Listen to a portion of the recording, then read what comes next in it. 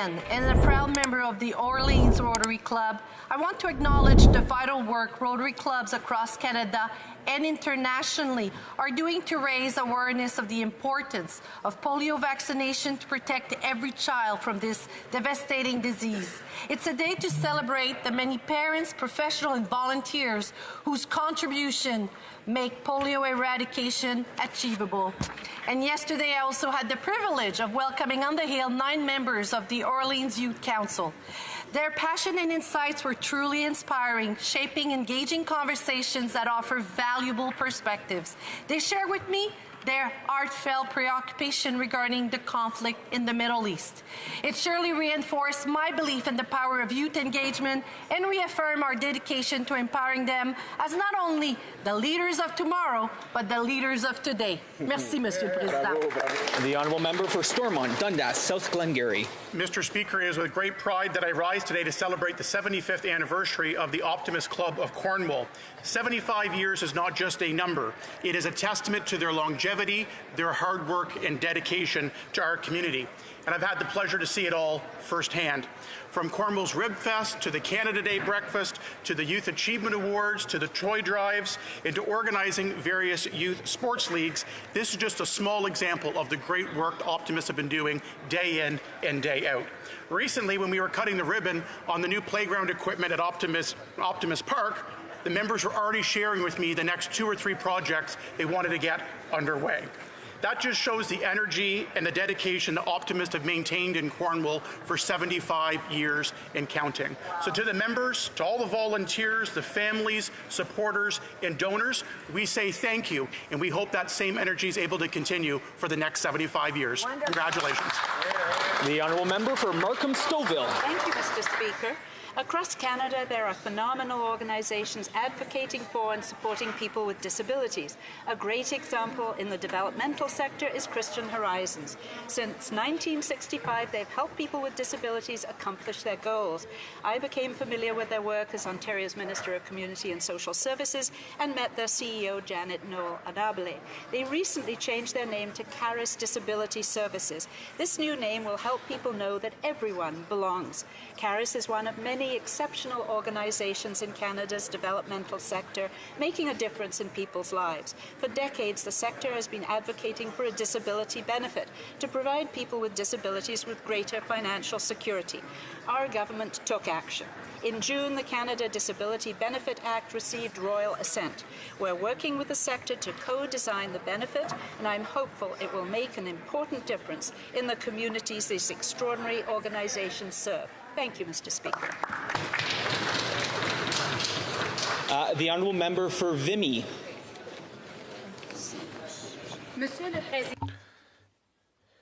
Mr. Speaker, the agriculture and agri-food sector is a major economic force for Canada, employing 2.3 million people. This growing sector alone contributes around 7% of our GDP. One Montreal-based company, Alimé Cordon Bleu, known for its brands Cordon Bleu, Clark, Péripaté, and Este, is a major force in this industry. Cordon Bleu is celebrating its 90th anniversary this year, at a time when they're achieving a major breakthrough in the U.S. market and strong growth nationwide.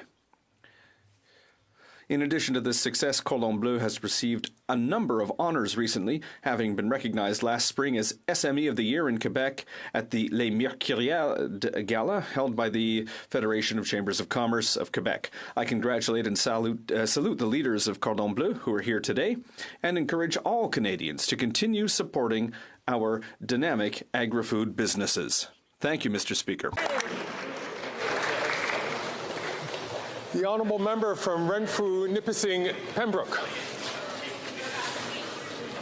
The Prime Minister must be really proud of himself. His NDP Liberal government's food security policy, food banks, is working so well.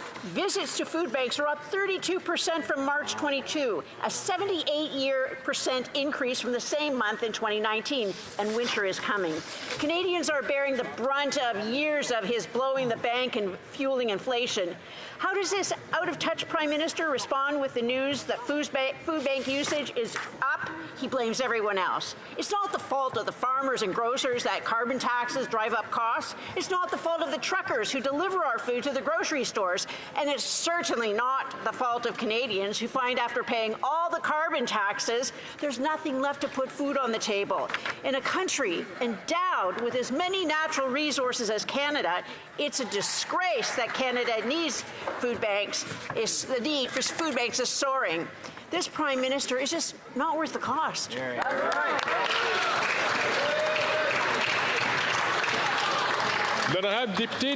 The Honourable Member for Beauport-Limoilou. Thank you, Mr. Speaker. 2023 marks the 75th anniversary of Patro Roch Amador. In Limoilou, it's more than an institution, it's a true pillar of our community. Patron meets a multitude of needs thanks to its leisure and sports sector, its mutual aid service, its aquatic services, and its adapted services. All of these services contribute to Patron's mission, which reaches out to people of all ages. It's reassuring to know that Patro Roch Amador is there to meet the growing needs of our community. Last year alone, over 35,000 volunteer hours were contributed by more than 450 volunteers. And these are all people who are pillars of our community. I salute the exceptional work of our tireless General Manager, Clément Lemieux. Congratulations on 75 years, and we wish you at least 75 more. The Honourable Member from Winnipeg North. Yes, thank you, Mr. Speaker. You will recall in the last federal election, Conservatives from coast to coast to coast campaigned saying, we support a price on pollution. New shiny elected leader of the Conservative Party, and the big flip-flop occurred.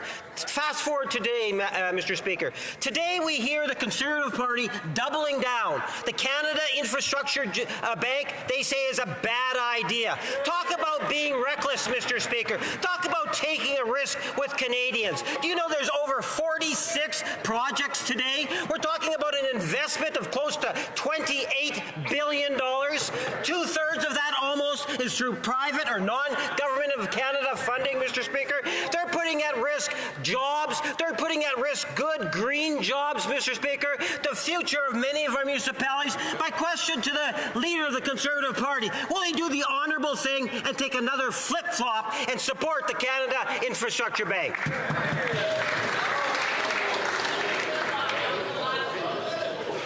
The Honourable Member from Oakville North, Burlington. Thank you, Mr. Speaker.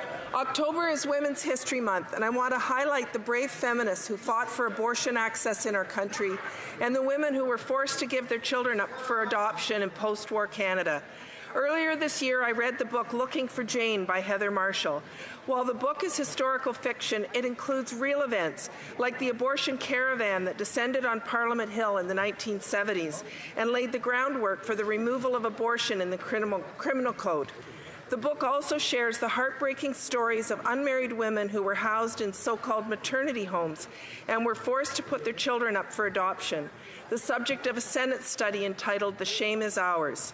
We still have much to do in this country to ensure abortion is accessible to all who choose it, and that forced adoptions are recognized in Canada for the trauma they cause young mothers and their children. Thank you, Mr. Speaker. The Honourable Member for Lévis-Lotbinière. Mr. Speaker, after 8 years of this Liberal government and their incompetent financial management, forced to introduce 2 carbon taxes backed by the Bloc Québécois, which wants to radically increase the carbon tax, more and more Quebecers are struggling to make ends meet. There's a price to voting Bloc. More and more Quebecers are forced to sleep in their cars. There's a price to voting for the Bloc. More and more Quebecers are forced to use food banks. There's a price to voting for the Bloc. More and more Quebecers are forced to make difficult choices so that they can pay their mortgage at the end of the month. There's a price to voting for the Bloc. More and more Quebecers have been affected by inflation over the last 4 months, and the Bloc has supported the Liberal government twice on increasing the carbon tax. Don't let the Bloc pull the wool over your eyes. Be concerned about the Bloc Québécois. They refuse to hear the RCMP commissioner at the Ethics Committee. They're voting again with the Liberal NDP coalition on that.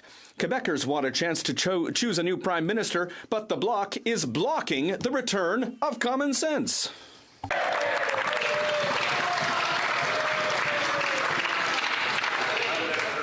The honourable member for Saint Laurent. On October 8th, Greeks from across Canada and around the world will be celebrating the famous Ochi, which is the Greek word for no, that the Greek Prime Minister Ioannis Metaxas gave to an ultimatum from Benito Mussolini on October 28, 1940, asking Greece to allow the Axis forces to enter and to occupy certain strategic locations or to go to war. The rejection of this ultimatum led to the Axis forces descending on Greece, who they expected to fall quickly. But the Greek resistance pushed Italy back within a month and forced Hitler to change his plans, delaying his invasion of Russia by at least 2 months. As Franklin Roosevelt said, when the entire world lost all hope, the Greek people dared to question the invincibility of the Nazis, raising against it the proud spirit of freedom. Without Greece or the big three countries, the US, Great Britain, and Russia, Hitler's powerful war machine probably would have won the war. And the world we know today would have been a very different place. Zito η Ελλάδα, zito Καναδάς, zito η 28 Οκτωβρίου 1940.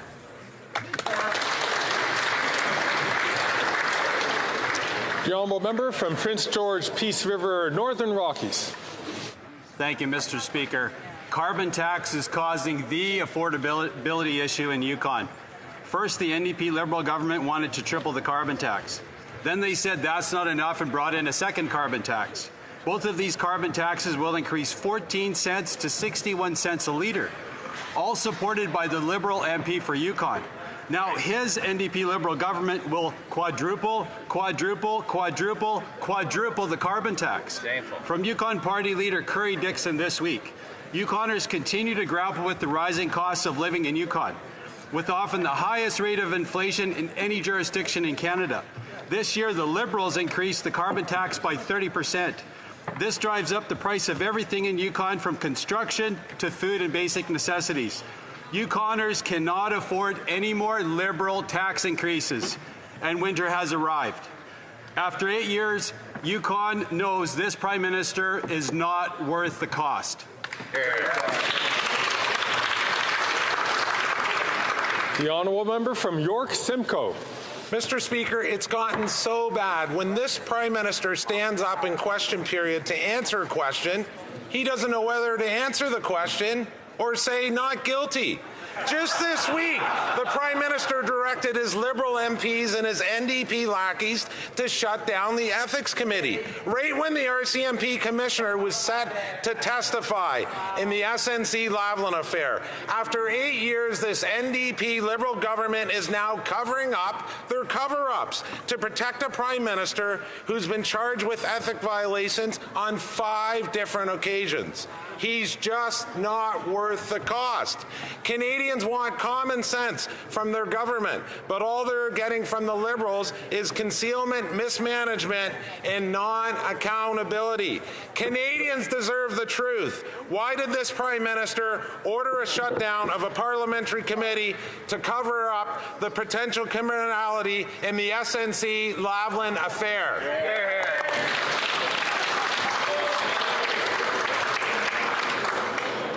The honourable member from Winnipeg South Centre. Mr. Speaker, I rise to bring attention to a cause close to my heart: the challenges faced by Canadians affected by Parkinson's disease. A few weeks ago, we lost my Uncle Robert, my dad's brother, after a 20-year-long courageous battle with this awful disease. I saw firsthand the toll it took on both him and our family. Canada has one of the highest rates of Parkinson's in the world. Every day, 30 more individuals receive the devastating diagnosis, and within a decade, that number is expected to become 50.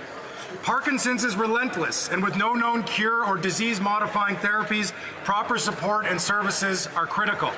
By ensuring tax credits and benefits are available, by making Canada a leader in access to the best medicines, and by ensuring that there are appropriate specialists to provide well-rounded Parkinson's-informed care, we can improve the lives of those impacted.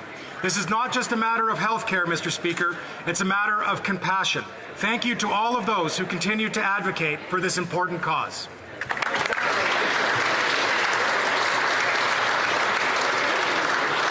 If I could ask members to please keep their conversations down so that the Speaker can hear clearly the member is making declaration. The honourable member from Port Moody, Coquitlam. Thank you, Mr. Speaker. October 29th is the International Day of Care and Support. The collective prejudice against care workers because of gender and race has resulted in a shared belief that care work is unskilled work and therefore does not deserve adequate compensation. This is wrong. The federal government must step up and end this discrimination. It's time for the government to improve the working conditions of nurses, child care workers, care aides, teachers' aides, teachers, long-term care workers, and all care workers across this country. The NDP calls on this government to create a robust, gender-responsive, disability-inclusive, and age-sensitive care strategy for Canada. International Day of Care and Support is a time to recognize a caregiver in your life and the amazing work done by unions across the country who are fighting to protect the rights of care workers.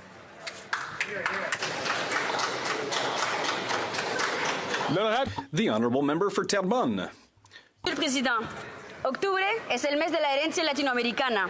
Le mois de... October is Latin American Heritage Month. We're already at the end of the month, and as the first woman elected to the House of Commons of Peruvian origin, I'd like to highlight the enormous contribution of this community to Quebec's society. Latin Americans are the second largest ethno-linguistic group of immigrant origin in Quebec, and my proud Peruvian mother is one of them.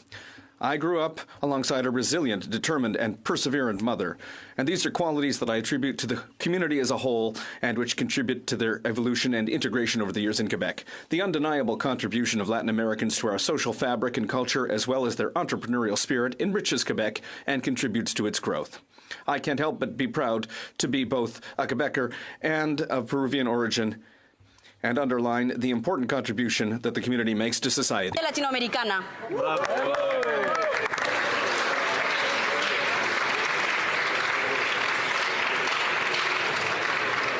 The Honourable Member from Lethbridge.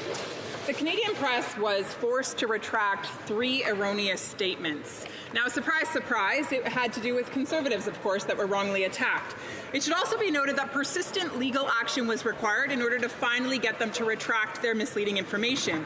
In their notice of correction, which was released late at night where nobody's looking, they admit this. They admit that the Canadian press falsely reported one thing, but in fact, an opposite thing was stated by the Leader of the Opposition.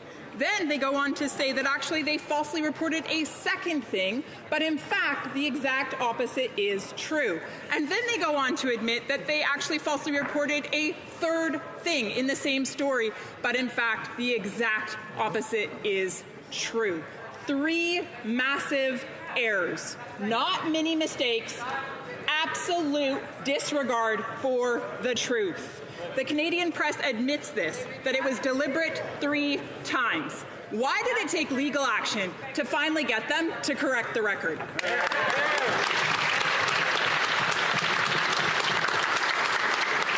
The Honourable Member from Cape Breton-Canso. Thank you, Mr. Speaker. Our government tabled Bill C-49 to unlock massive green energy investments in places like my riding of Cape Breton-Canso. The private sector is positioned to invest...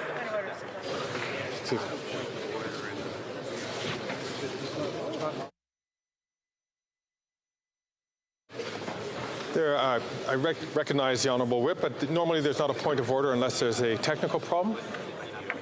Well, Mr. Speaker, you made a point last week of giving us direction on how to conduct ourselves in this place. During the last SO31, we have members over on this side, including Thunder Bay, Superior North. Including the member from Thunder Bay, Superior North, heckling an SO31. If we're not supposed to speak up at all during question period, we certainly shouldn't be speaking up when members are trying to make a statement.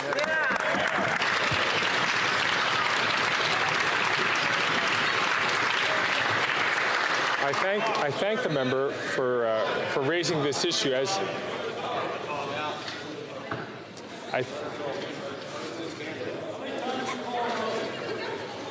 colleagues, I thank the member for raising the issue, and it's an important issue to raise. It is one which would be best, as a member is an experienced member of this House. It's one that normally doesn't happen during SO31s, but usually would be raised at the end of question period. But it is a good time, and I thank the honourable member for raising this issue. It is really important for all members, please, all members, to allow us, each member who has the floor, to make their statements uninterrupted. It's important for them to provide a message, sometimes to their constituency, sometimes to a national audience. So I ask for all members to please take this opportunity, perhaps to take this opportunity to make sure that we do listen to each other respectfully in this House during statements from members, as well as during question period, and in fact during all debates in this House. So we are going to go back then to the member from Cape Breton-Canso from the top, please. Thank you very much, Mr. Speaker. Mr. Speaker, our government tabled Bill C-49 to unlock massive green energy investments in places like my riding of Cape Breton-Canso. The private sector is positioned to invest $1 trillion in offshore wind and green hydrogen. And yes, that's trillion with a T. And our government believes that Atlantic Canadians deserve their fair share.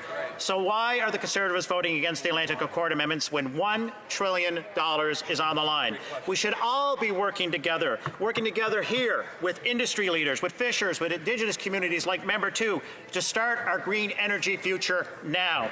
Instead, this opposition is voting against a generation's worth of economic opportunities for Nova Scotia, all because a win for the Atlantic doesn't go well in their campaign strategy. These Conservatives are trying to score a political hit, but with our future at stake, Mr. Speaker, Canadians are the ones that are taking the punch. Mr. Speaker, this is another example of why they're risky and absolutely reckless.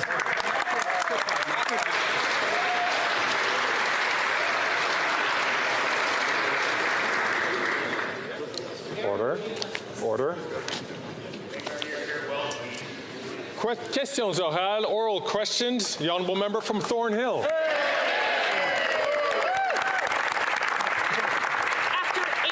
The spending spree of taxpayer money continues. Liberal insiders are getting rich quick while inflation and interest rates spiral out of control. Housing prices double and more than 2 million Canadians used a food bank in a single month.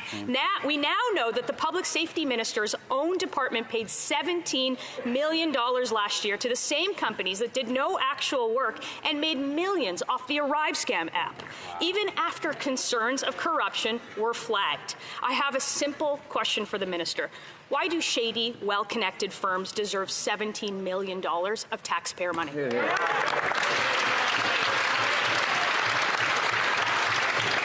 honourable member, the honourable Minister of Justice. Thank you very much, Mr. Speaker. Mr. Speaker, misconduct of any kind in a procurement process is never acceptable. We're aware of the RCMP's ongoing investigation into these very serious allegations. To protect the integrity of that investigation and the work the RCMP does, we will not be able to provide any further comment. Thank you, Mr. Speaker. The honourable member from Thornhill. I'll answer the minister's question for him if he won't bother to do so. Under no circumstances do these companies deserve any taxpayer money, let alone $17 million. They're being investigated by the RCMP. They did no work for the government, and nobody seems to be able to understand how they got the contract. $17 million for these guys, food banks for 2 million Canadians. That's what you get with 8 years of these guys. How does anyone over there defend this scandal?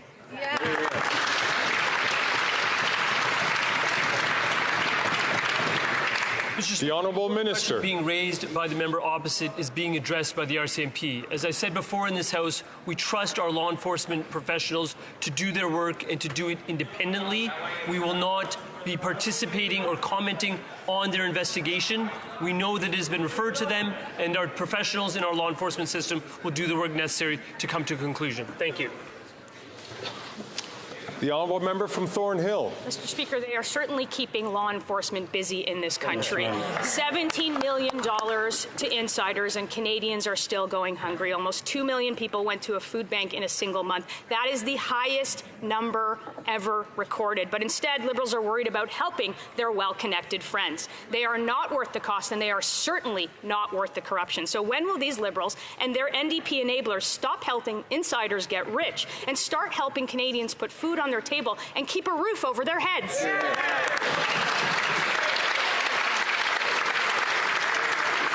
The Honourable Minister. Mr. Speaker, while I'm impressed the Conservatives are finally talking about supporting some of Canada's most vulnerable, it's unfortunate that their record doesn't stand up to the scrutiny. Mr. Speaker, I was in Kelowna yesterday to announce $31.5 million to build more homes in that community. The Conservatives plan to cut the fund that is actually putting that money into Kelowna. During the pandemic, Mr. Speaker, we continued to invest so families could keep food on the table, where their leader called it big fat government programs. Canadians would be forgiven if they ask, what are the Conservatives going to cut in order to achieve their goals? Is it going to be money for housing? Is it going to be money for low-income families? We'll make the investments necessary to support Canadians in need. The Honourable Member for Charlesbourg-Haute-Saint-Charles. Mr. Speaker, the media reports that 1 in 10 Quebecers has used a food bank every month. That's more than 870,000 people in 2023, Mr. Speaker. That's Canada after 8 years of Liberal governance and inflationary spending, such as the $54 million Arrive Can application, which is now under investigation by the RCMP. Who's going to defend Quebecers who are having trouble feeding themselves? Certainly not the Bloc. They want to radically increase the tax on petrol and food. Will the Prime Minister give up his inflationary spending so that Quebecers can finally eat?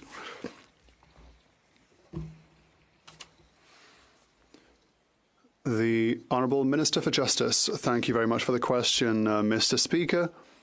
As I highlighted at the beginning of this afternoon, unacceptable behaviour in a procurement process is unacceptable by nature. We are aware that the RCMP is investigating the matter. They are investigating allegations. To protect the integrity of this investigation, we won't make any other comment. Thank you. The Honourable Member for Charlesbourg-Haute-Saint-Charles.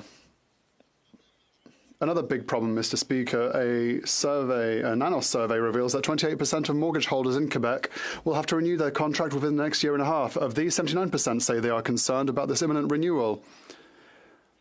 Over a third of Quebecers cite rising interest rates as the main reason for their financial worries. After 8 years under this Prime Minister, Quebecers fear they could find themselves on the street. Will the Prime Minister finally stop wasting taxpayers' money in order to curb inflation and rising interest rates? The Honourable Minister. You know what Quebecers fear, Mr. Speaker? They fear Conservatives, because Conservatives think of cuts. They go to bed thinking about cuts and they wake up thinking of austerity. Quebecers are afraid of cuts for seniors, for housing, for healthcare, for childcare. There's nothing more spooky than the Conservatives, Mr. Speaker. The Honourable Member for La Prairie.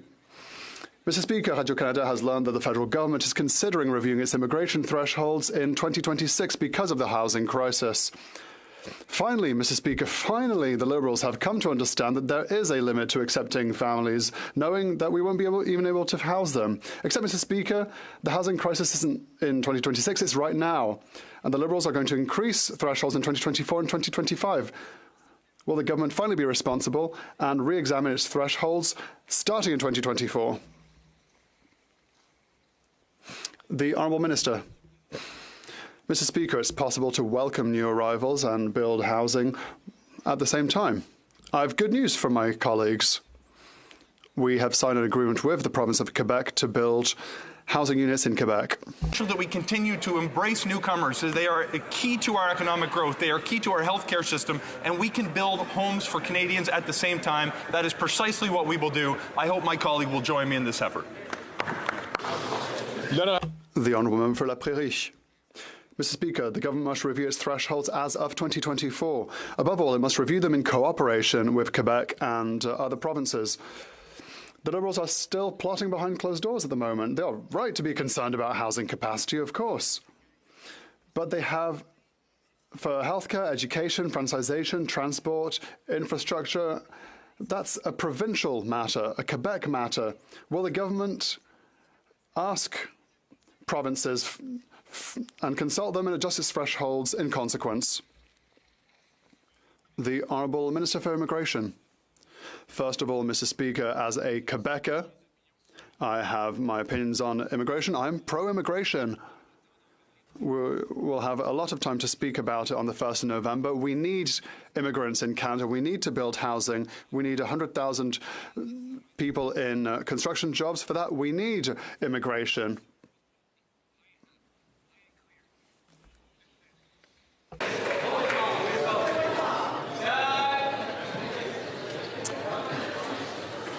Député d'Edmonton, Strathcona.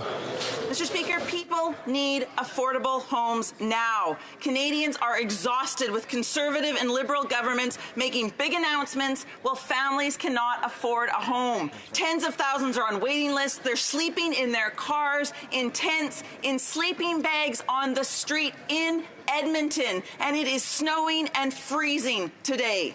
The Conservative plan is to help their rich developers, and the Liberals are missing in action. How many more years will Edmontonians have to wait to get a home they can afford? Good question. L'honorable ministre. Mr. Speaker, I thank the honourable member for her concern for some of Canada's most vulnerables, but I'm happy to inform her that we have been working for a number of years to build more homes to support them. In fact, we have doubled funding through the Reaching Home program to support some of Canada's most vulnerables. We've recently removed the GST on new apartments, and we've seen thousands of new homes that are coming online as a result. I was recently in Western Canada to make an announcement to change the way that cities are going to build homes. We are going to pull every lever at our disposal to build more homes faster for Canadians, including to provide supports to some of the country's most vulnerable people. Hear, hear. The honourable member from Port Moody, Coquitlam. Mr. Speaker, the minister keeps talking about solutions that aren't going to happen for this winter. As my colleague from Edmonton said, the people are already sleeping out on the street. Students are sleeping in tents, couch surfing, or living in overcrowded conditions because they can't find affordable housing. It's beyond unacceptable. The lack of affordable rental options for students in BC is leaving them vulnerable to exploitation and homelessness today.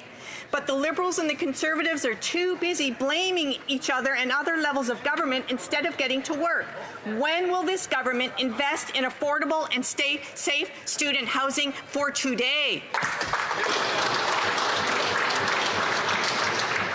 The Honourable Minister. Mr. Speaker, I'm pleased to share with the honourable member that as a result of the measures we put in place directly to support some of Canada's most vulnerables, we have prevented more than 120,000 Canadians from becoming homeless, and we have found permanent housing for almost 70,000 more who were experiencing homelessness. Mr. Speaker, we know there is more to do. That is why we continue to make investments through the National Housing Strategy, which has now created or retrofitted 500,000 homes for Canadians. We will do everything we can to build more homes. I'm glad the NDP is alongside us. I invite the Conservatives to get on board. The honourable member from Calgary Forest Lawn. The Governor of the Bank of Canada just slammed this incompetent Liberal NDP government for failed economic policies. After 8 years, even he knows this Prime Minister is not worth the cost. He said their deficits fueled inflation that caused 10 interest rate hikes in 19 months, the most rapid in Canadian history. Mortgage costs have already doubled, and anyone renewing their mortgage now will see a minimum of double the interest rate. That's failure, Mr. Speaker. Will he rein in his spending and balance the budget so interest rate and inflation can come down and Canadians don't lose their homes?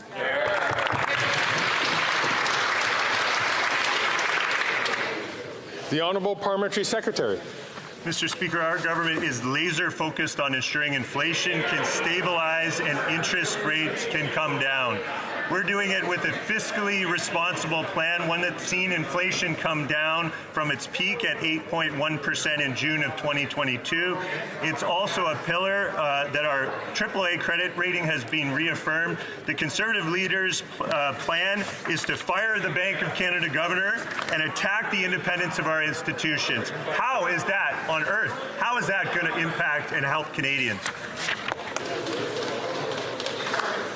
Once again, I'd like to ask honourable members to please keep their voices down while the other members are responding, people who have the floor. And who has the floor right now is a member from Calgary Forest Lawn.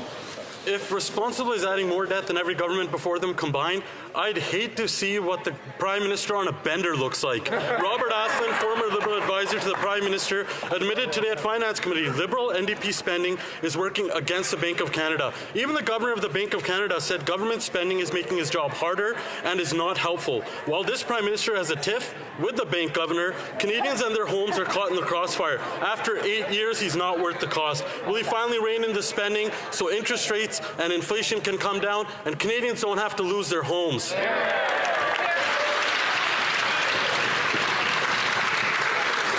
The Honourable Parliamentary Secretary.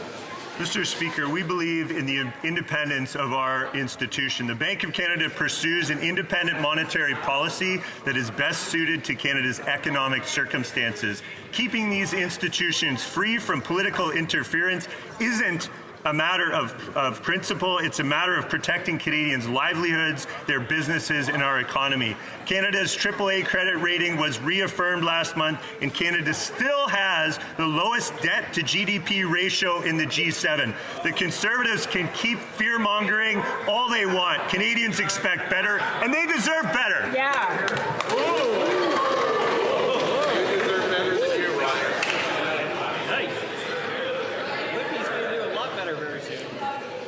Colleagues, I'm sure we'll all want to hear the question from the member from Calgary Heritage. The Honourable Member from Calgary Heritage. 8 long years of this costly coalition's carbon tax and inflationary deficits. Record food bank usage right across this country. In the past year, the Calgary Food Bank saw demand surge by 32%. Wow. Its highest increase on record. Canadians go hungry. NDP Liberals get rich. When will this Prime Minister axe his failed carbon tax and admit he's not worth the cost?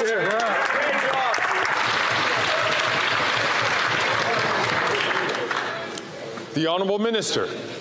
Mr. Speaker, we know that Canadian families are struggling to afford groceries, and we will continue to support families with programs like the Canada Child Benefit. We've also made funding available to food banks and charities across this country, including through the $400 million invested in the Community Services Recovery Program. Mr. Speaker, we will continue to address food insecurity across the country and support Canadians in their time of need. The Honourable Member from Calgary Heritage. Are these NDP Liberals even hearing themselves, Mr. Speaker? Arrive Scam, SNC Lavalin, We Charity. They get rich by printing, spending, and stealing your money. And how? They quadruple the carbon tax, a tax on food. With 2 million Canadians using food banks, where do they think the food banks get the food from?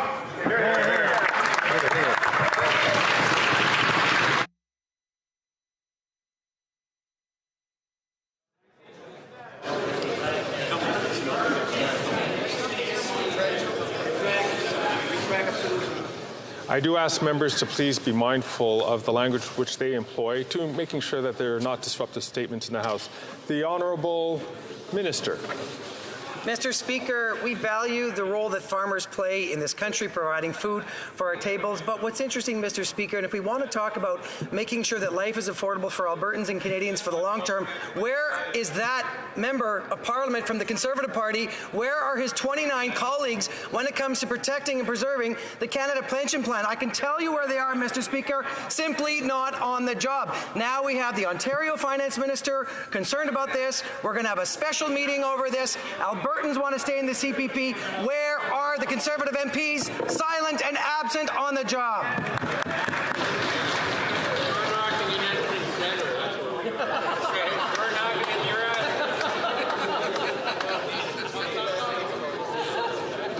Colleagues.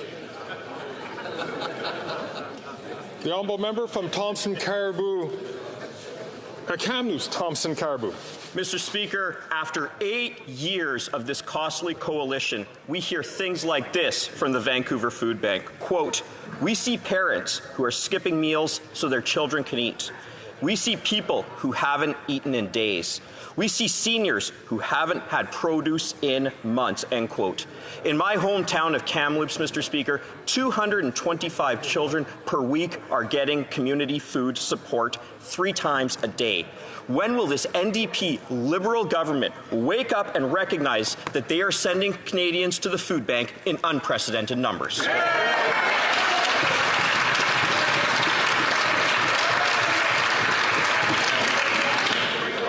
The Honourable Parliamentary Secretary. Thank you, Mr. Speaker. Time and again, while the Conservatives have stood against helping our most vulnerable, we have fought time and time again for tangible measures that help Canadians, like the CCB, the workers' benefit, childcare, dental care, the grocery rebate, increasing OAS, the GIS, quarterly carbon price rebates. We are proud to have lifted over 2.7 million Canadians out of poverty. That's 2.7 million more Canadians that would be joining food bank lines if the Conservatives had their way. That's right.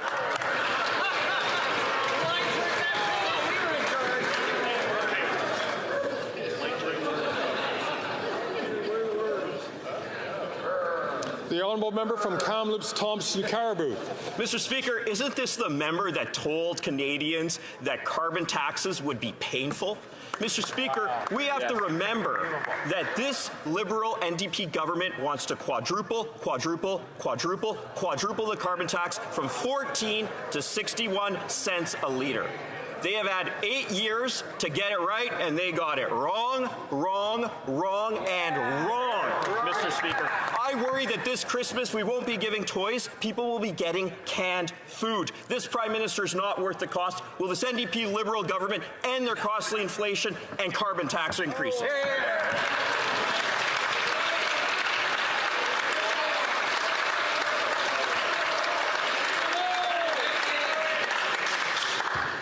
The Honourable Parliamentary Secretary.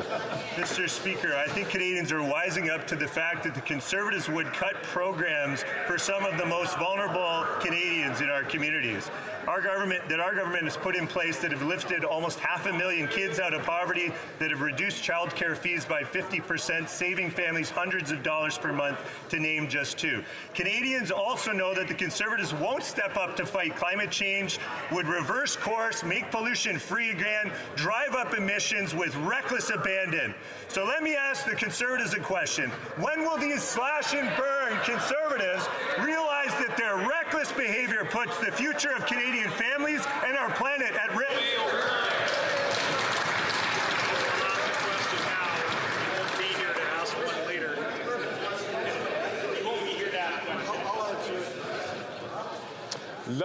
The Honourable Member for Terrebonne.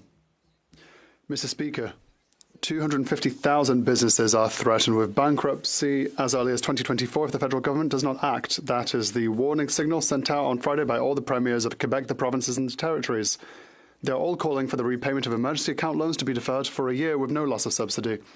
In doing so, they are adding their voices to those of the National Assembly, which is also unanimous. All the premiers are asking for it. All the MNAs of Quebec are asking for it. Will the government finally listen to them all instead of pushing 250,000 SMEs into bankruptcy?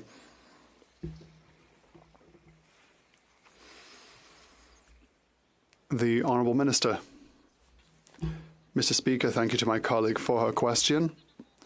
Our government understands that small businesses are still trying to recover from the pandemic, and that is the reason for which we recently announced an extension by 1 year of the reimbursement. We've also announced more flexibility and more time to access to loans. This is added to increases we have brought to the Canada Childcare Benefit, so that childcare can be at $10 a day, which has allowed more women to enter into business.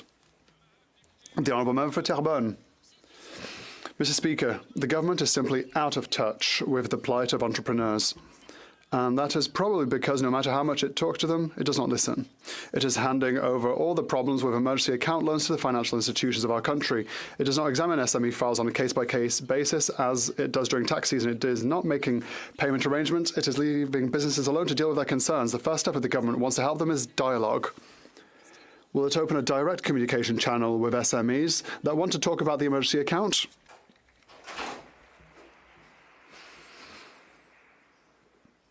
The Honourable Minister.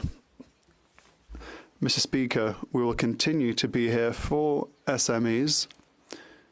To them, we have granted a 1-year extension from last year to this year. For those who have asked for more assistance, we offer them more flexibility. We give them more time to have access to loans. We've also extended the reimbursement deadline by 1 year. I would like to thank my honourable Bloc colleagues who continue to share great ideas and comments to support SMEs. The Honourable Member for Abitibi-Témiscamingue. Mr. Speaker, 18 days during the festive period, but 250,000 businesses are going bankrupt, and not only is this government offering them deferred payment, it is even unable to commit to talking to them directly. That's not being financially responsible. That's not what being flexible is about. That's not what it means to deliver for Quebecers either, because it is our economy that has the most SMEs. It is here in Quebec that entrepreneurs are worried. It is our world that Liberals are abandoning. Mr. Speaker, no government in the world would let 250,000 businesses close without doing anything. When will the government finally act?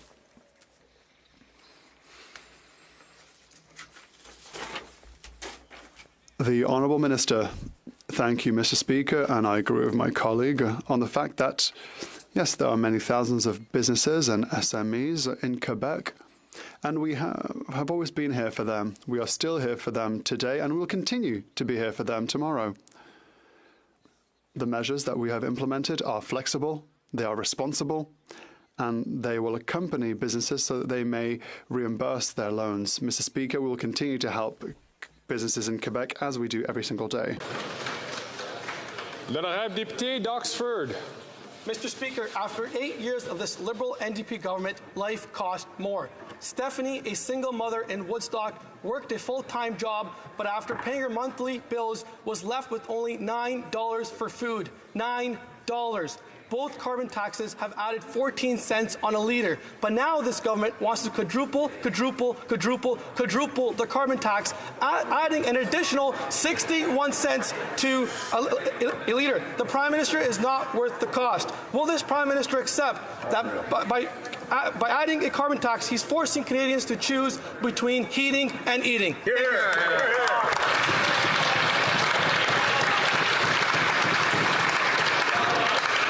Mr. Speaker, we understand that the Conservatives aren't strong with numbers, but let's put some facts on the table, Mr. Speaker.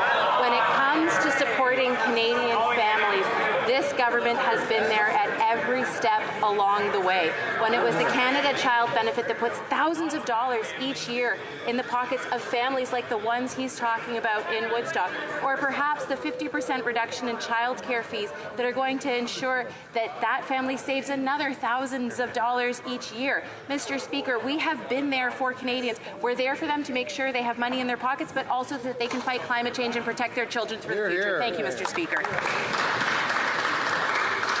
The honourable member from Lambton, from Lambton, Kent, Middlesex. Speaker, first the NDP Liberals wanted to triple the carbon tax. Then they said, no, that's not enough, and they added a second carbon tax. These two carbon taxes will increase from 14 to 61 cents per litre of fuel. The NDP Liberal government is going to quadruple the carbon tax. But it's basic math. If it costs more to grow food, it will cost more to buy food. After 8 years, this Prime Minister is not worth the cost. So will the NDP Liberals accept that their carbon tax is causing Canadians to choose between heating and eating?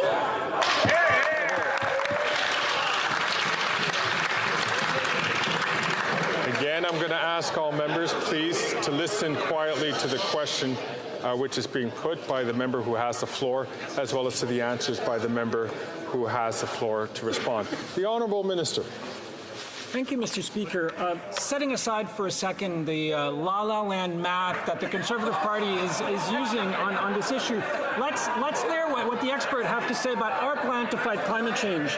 The International Institute for Sustainable Development said Canada commits to historic investment in clean electricity and fresh water in Budget 2023. The Insurance Bureau of Canada said Canada's first national adaptation strategy is brave and ambitious.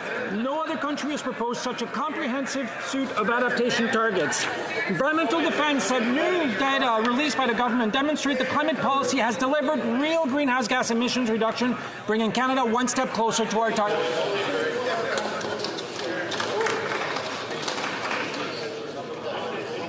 The Honourable Member for Chicoutimi-Le-Fjord.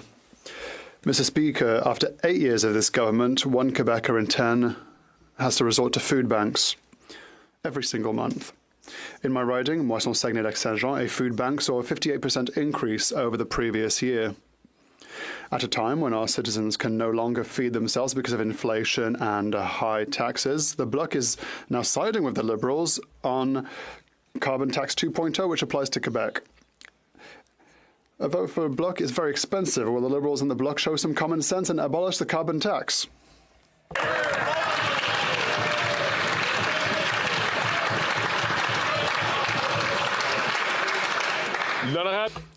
The Honourable Minister for the Environment. Thank you, Mr. Speaker. The member for Bellechasse-les-Chemin-Lévis was in a provincial government that fought for carbon pricing. On top of that, the member for Portneuf-Jacques-Cartier was part of this government, Mr. Speaker. The member for Mégantic-l'Érable, the member for Louis Saint-Laurent, who I respect a lot, publicly vouched for a carbon tax. And now they have a leader who is ideologically against fighting climate change and carbon pricing.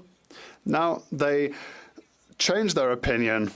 It's unacceptable. It's immoral, Mr. Speaker.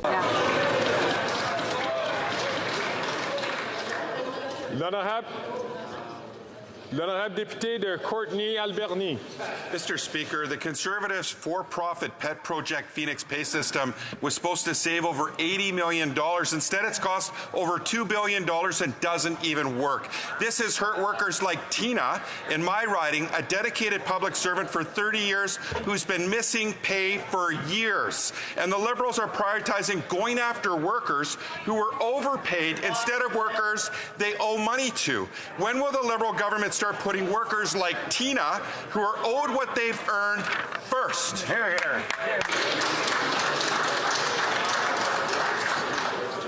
L'honorable ministre. The Honourable Minister. All public servants are entitled to their pay and their benefits, and our government will always stand up for their rights to receive their benefits and their pay. We are working diligently on ensuring that the Phoenix Pay System delivers for Canadians, and that work is continuing and is in progress, but Canadians can rest assured that our work will continue and our government will always support public servants. Amen. L'honorable député de Rosemont, la Petite Patrie. Monsieur le Président, être capable de... Mr. Speaker, being able to feed oneself and one's children is a basic need.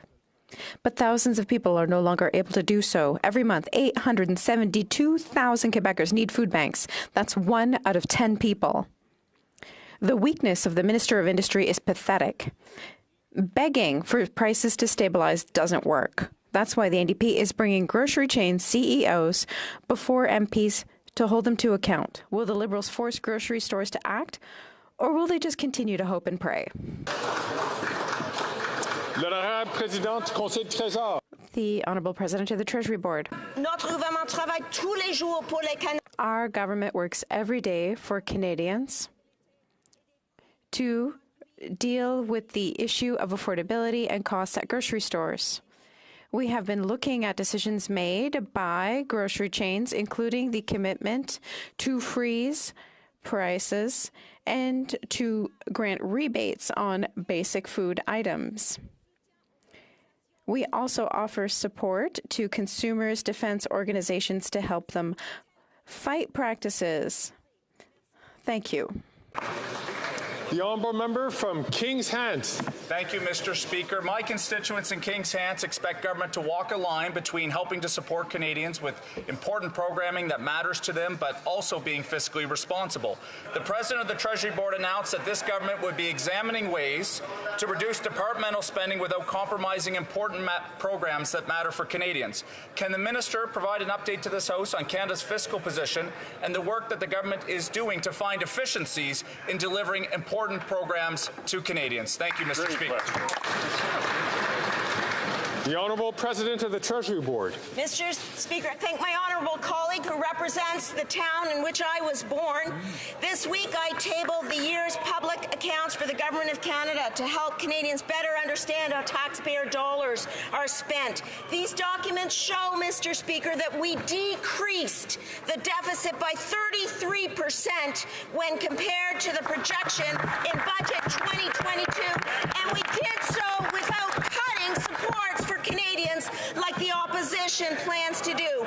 We have to ensure that taxpayer dollars are spent effectively and prudently because, unlike the Conservatives, we will always fight for Canadians.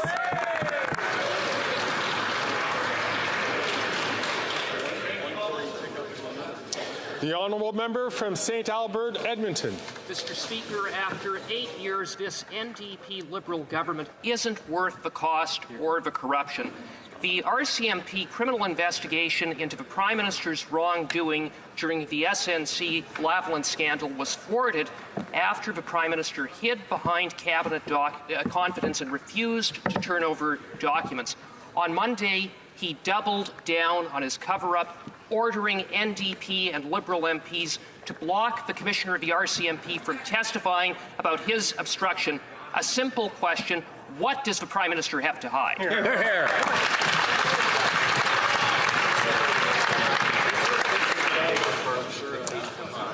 The Honourable Parliamentary Secretary. Mr. Speaker, I find it ironic that the Conservatives would actually use an issue that was settled years ago and reconfirmed that the RCMP the Commissioner has stated, quote, that he was very comfortable with the decision being made. But, Mr. Speaker, while speaking about committee, I find it ironic that the Conservatives are trying to use a closed case to block the investigation of 5 Conservative members on a lavish trip to London paid for by individuals who want to ensure that pollution is free again.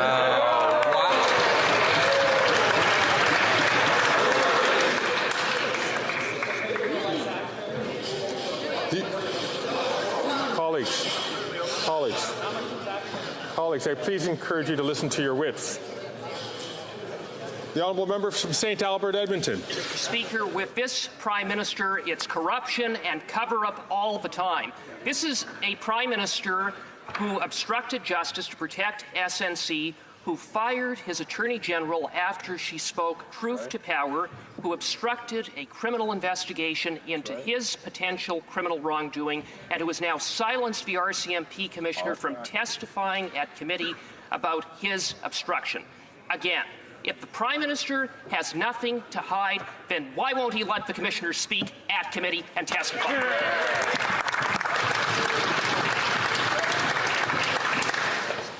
The Honourable Parliamentary Secretary.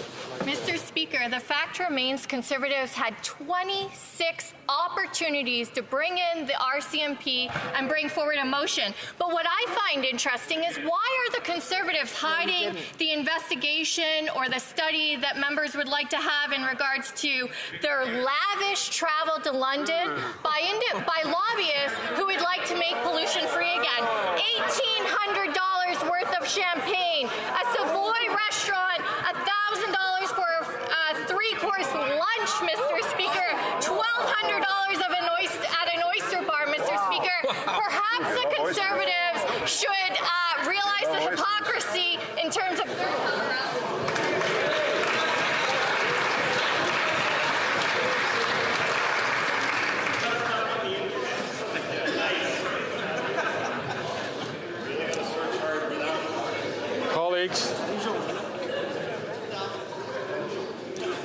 Colleagues, you can see how this works. When one side starts getting excited, then the other side starts getting excited, and it just gets a little worse. We need to exercise a lot of self-restraint in listening to the questions as well as listening to the answers. The Honourable Member for Mégantic-L'Érable. Mr. Speaker, the RCMP Commissioner appeared on Monday, ready at the request of the Ethics Committee to talk about the investigation into the SNC Lavalin affair. The commissioner was muffled. Or muzzled, rather. Why? Because the Liberal NDP coalition and even the Bloc Québécois all voted to end the meeting. And you know what? Before testimony and before questions, it's costly to vote for the Bloc. It's preventing us from shedding light on another Liberal scandal. After 8 years, why is the Prime Minister still so afraid of the truth?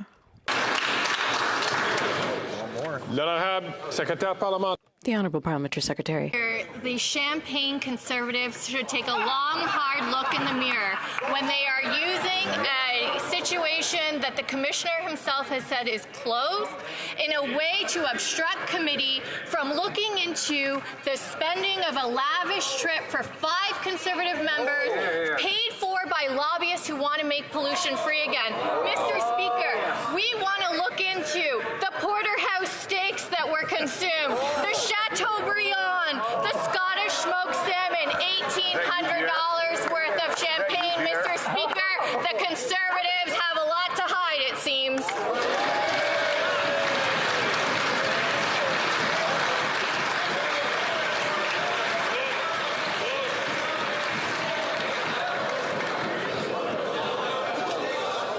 Order. Order. L'honorable député de Mégantic-L'Érable. Monsieur le Président, il y a tellement de scandales. Mr. Speaker, there's so many scandals going on with this government that the Prime Minister can't even keep up. Yesterday, in response to an important question on the SNC-Lavalin scandal, he responded with info on the ArriveCan scandal worth $54 million.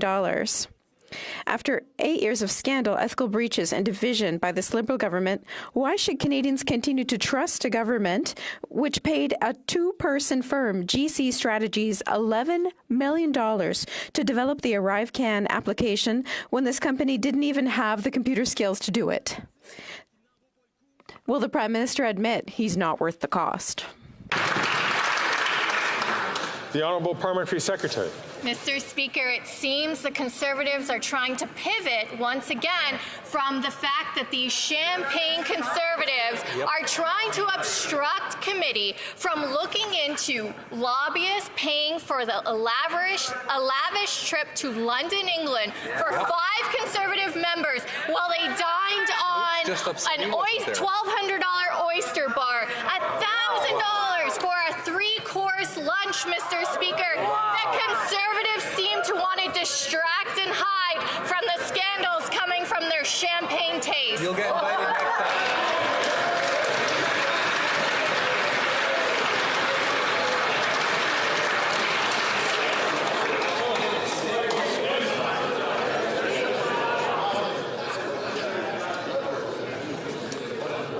L'honorable député de Beauport-Limoilou. Monsieur le Président, quand quelque chose...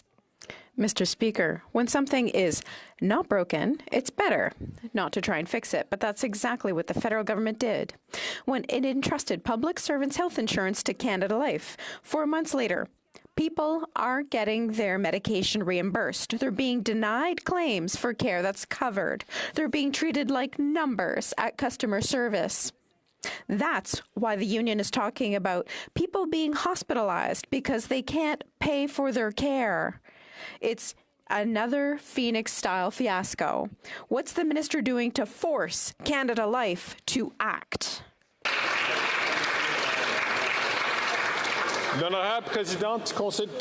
The Honourable President of the Treasury Board.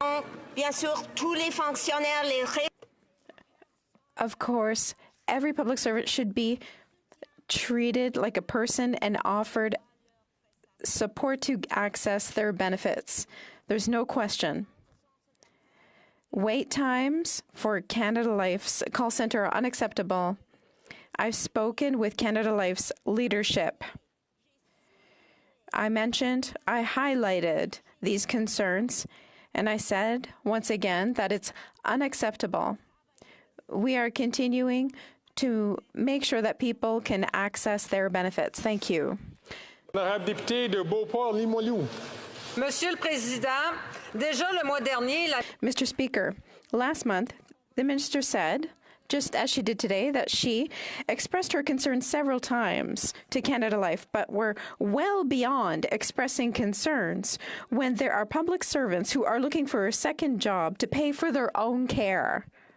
The contract with Canada Life calls for the federal government to begin monitoring service level performance only in January 2024. There are people who can't afford to get the care they need. They can't wait till 24. This has to be resolved now. What is the minister waiting for to act?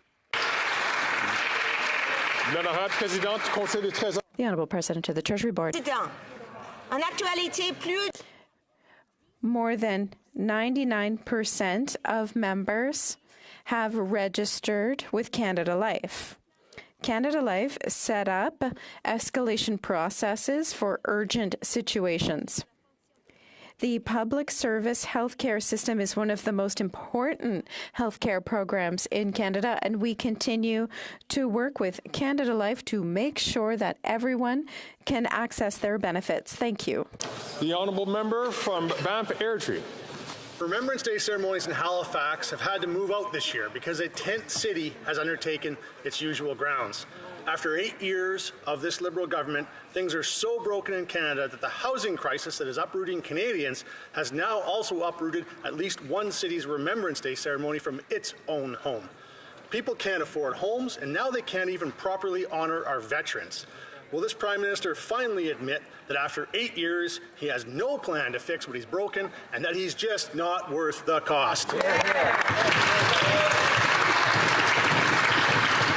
L'honorable ministre. Mr. Speaker, one of the reasons that we're dealing with such extraordinary housing challenges, including those that are impacting the country's most vulnerable, is that successive governments for decades made no effort to invest in affordable housing.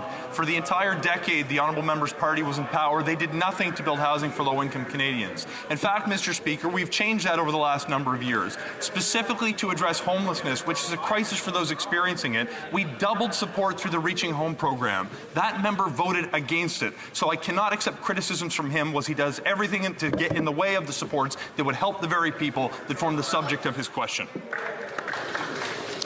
The honourable member from King Vaughan. Mr. Speaker, Fred, a senior, wrote to me and the minister concerned about the cost of everyday items. The margin he previously used cost him 88 cents, and after 8 years of this Liberal NDP government, it now costs $4.49, an increase of over 400%. And I can't believe it's not butter. Mr. Speaker, this Prime Minister just isn't worth the cost. Will he surprise all of us, show compassion, make life more affordable for seniors, and axe the carbon tax?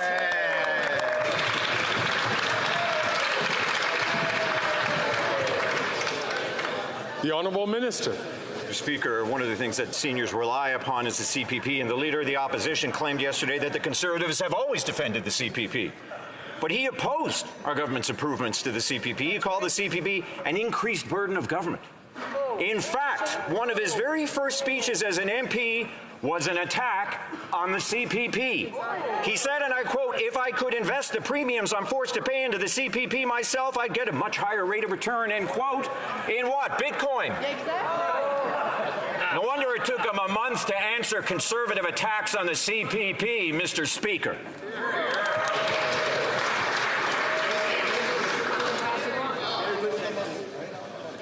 The honourable member from Yellowhead. Mr. Speaker, after 8 years, this NDP Liberal government first tripled the carbon tax. Then they said, that's not enough, and brought in a second carbon tax. The effects of both taxes will increase the cost of gas another 61 cents per litre. The NDP Liberal government will quadruple the carbon tax. This Prime Minister is not worth the cost. Mr. Speaker, when will this costly coalition take real action and axe their carbon taxes so Canadians don't have to choose between heating and eating?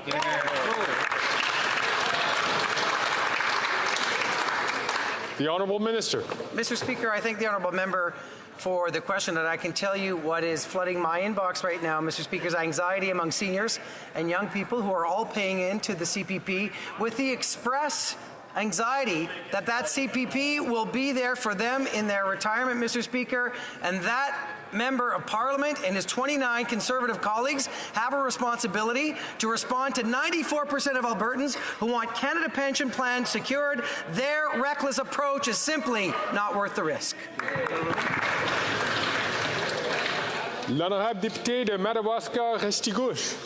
Monsieur le Président, le gouvernement a passé les dernières années. Mr. Speaker, the government spent years repaying damage caused by Conservative cuts to the Canada Coast Guard.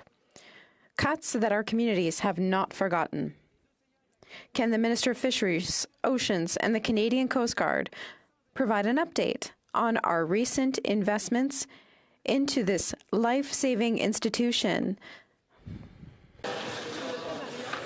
L'honorable ministre. The Honourable Minister. Président, on se souvient tous des...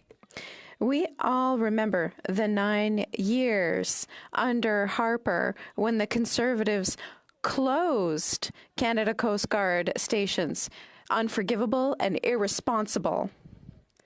I recently announced the construction of the first ever hybrid Coast Guard vessel at Chantier-Forion. The choice could not be clearer between a party that makes cuts and a government that invests. I know who I would trust to pull me out of the water.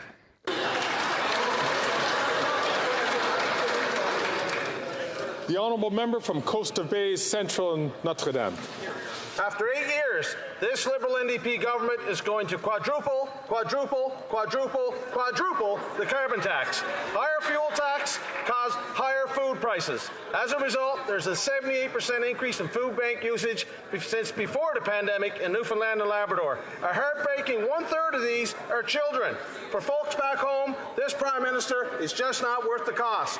Will the NDP Liberal coalition accept that their carbon tax is making Canadians choose between food and heat?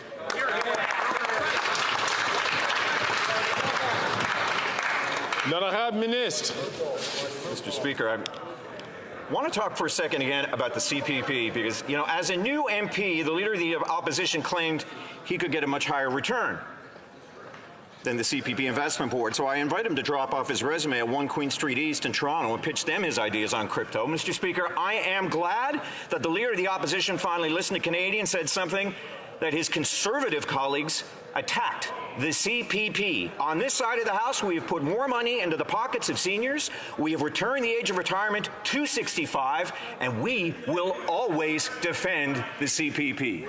Thank you. The honourable member from South Shore, St. Margaret's.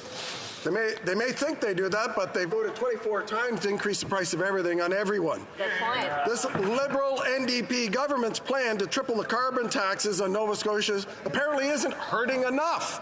After 8 years, they now plan to quadruple carbon taxes on Nova Scotians. It's an NDP Liberal quadruple whammy. The destruction of powerful paychecks and carbon taxes have destroyed the dreams of home ownership. This Prime Minister is not worth the cost.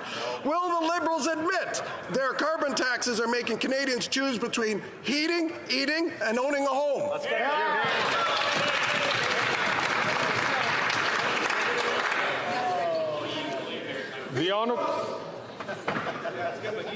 The honourable member, honourable minister, rather.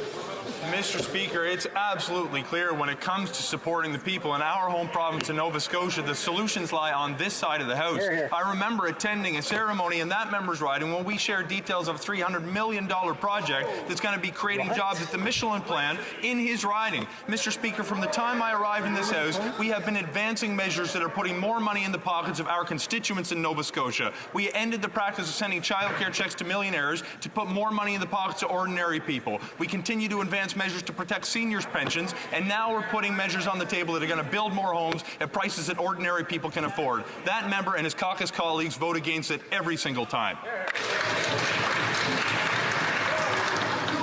The honourable member from Miramichi Grand Lake. Mr. Speaker, first the NDP Liberal government wanted to triple the carbon tax. Then they said that's not enough, and they brought in a second carbon tax that will add 61 cents per litre to gasoline back home. The NDP Liberal government will quadruple the carbon tax. This Prime Minister is not worth the cost. Will they accept their carbon tax as making Canadians choose between eating and heating?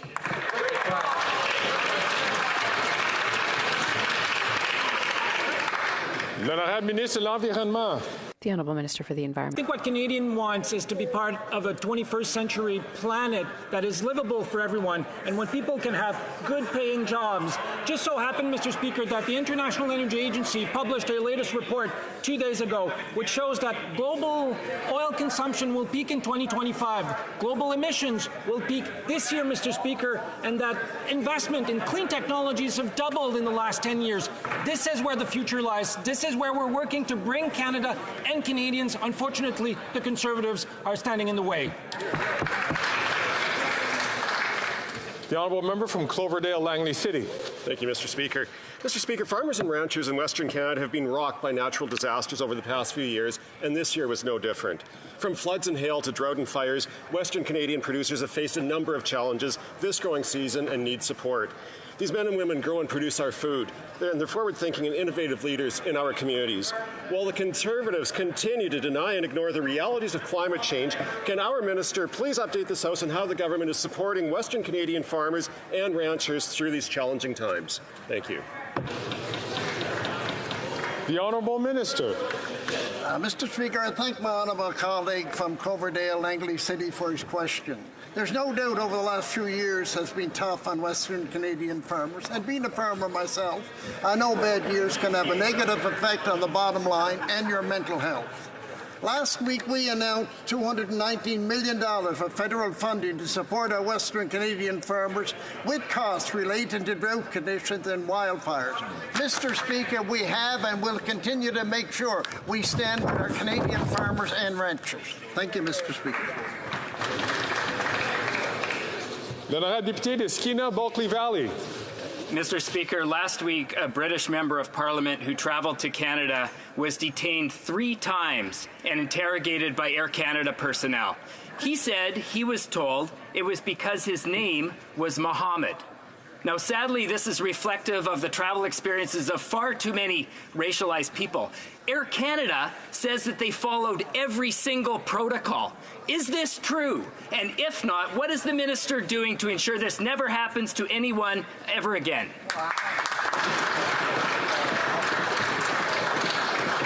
L'honorable ministre des Transports. The Honourable Minister for Transport. The second I was made aware, I contacted Air Canada. Air Canada has apologized, and apologizing was the right thing to do. The honourable member from Fort York, Spadina. Mr. Speaker, the horrific events in Israel and Gaza shouldn't be used to support a particular cause. Innocent people have been killed. No one should use those deaths to justify more violence. Mr. Speaker, calling for a boycott of a Toronto business just because it's owned by a Jew is repulsive. Defacing offices of MPs or MPPs serve nothing. Hatred and intimidation do not advance the search for a just and durable peace in the Middle East. Mr. Speaker, can the Minister of Public Safety ensure that Canada's hate laws are being upheld and that violent protests are not being permitted?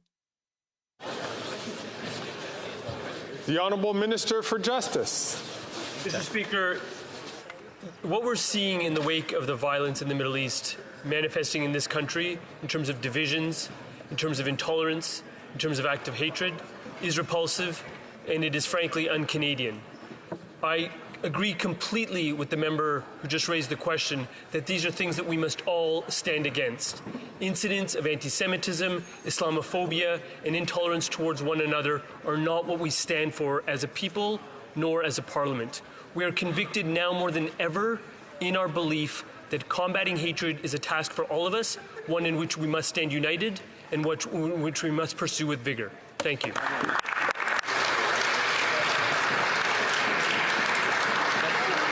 Et ceci met fin à la And that brings question period to an end.